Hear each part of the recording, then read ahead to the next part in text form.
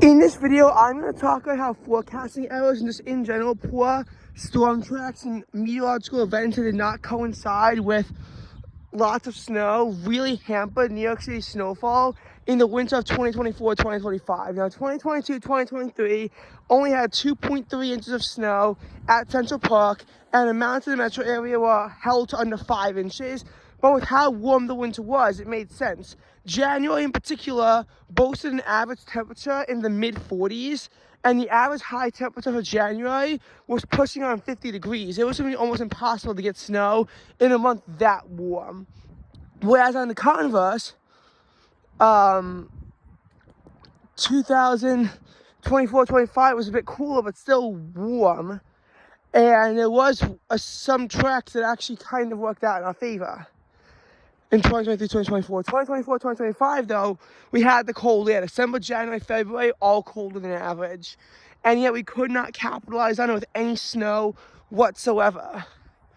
A big driving force behind that was the drought. The drought begun in New York in September, with that month being very dry, and October followed by being historically dry. November had nicest rainfall at the end, and December also was on and off between cold and dry and warm and wet, and they ultimately about canceled each other out. There were some storms in December that brought snow. On December 21st, there was a storm that brought a general 2 to 3 inches to the metro area, including 1.8 inches at Central Park.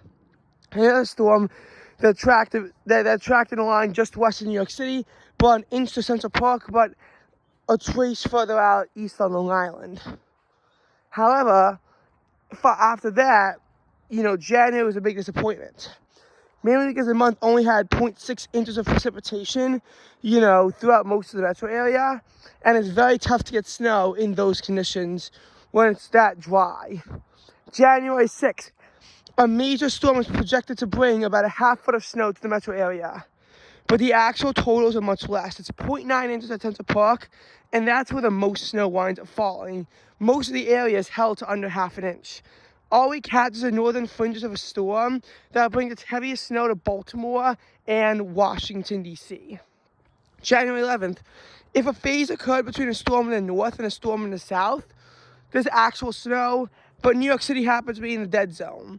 This is actually exactly what happened as to why New York City had no precipitation on November 14th in the middle of the drought. Thankfully, rain would come a week later, but still.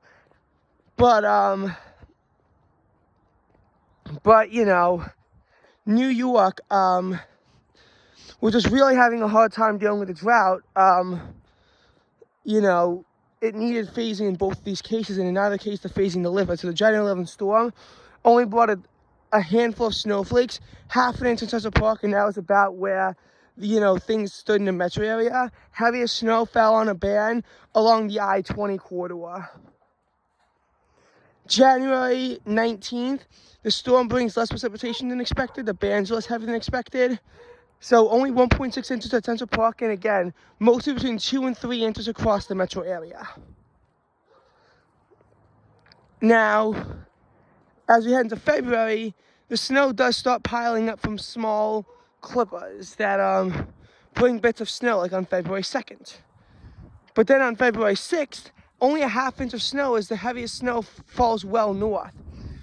Now, February 8th, we got a good one. And by that, I mean 3.1 inches of snow, which is actually about what they predicted, as even though most of the snow was further to the north, there was a period of heavy snow for a few hours that actually led to somewhat significant accumulations piling up. The snow was wet, and that stunk, but there was actual, meaningful snow in that one. But that wasn't going to be the case for very long.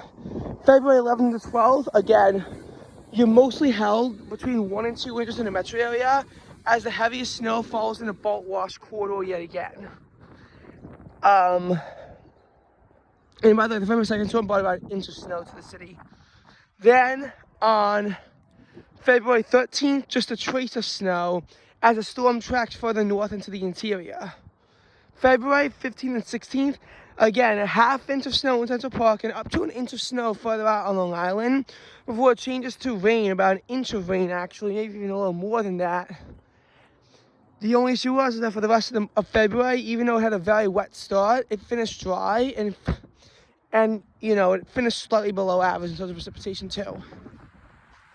But basically, that was the other problem. February 19th to 20th, a big storm is forecast to hit around the Virginia Beach area. And at first I thought it could bring up to a foot of snow in the city, which I know we've heard that before. It's the storms that can bring a foot of snow to the city that wound up not verifying.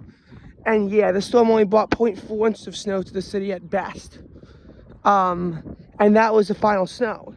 Because the rest of February barely had any precipitation. And March so far, we've only seen that shot of winter air once, and it was totally dry when it happened. We have seen some big storms, but again, it's been warmer when they've occurred. I don't really think we could see any more snow. This winter was a disappointment, but not for the same reasons as the last two. It had the cold air. At times it had the precipitation. They just couldn't connect in a meaningful way and brought a lot of snow further to the south. Adding insult to injury, a big storm brought around 9 inches of snow along the I-10 corridor at the end of January, and yet completely missed the city.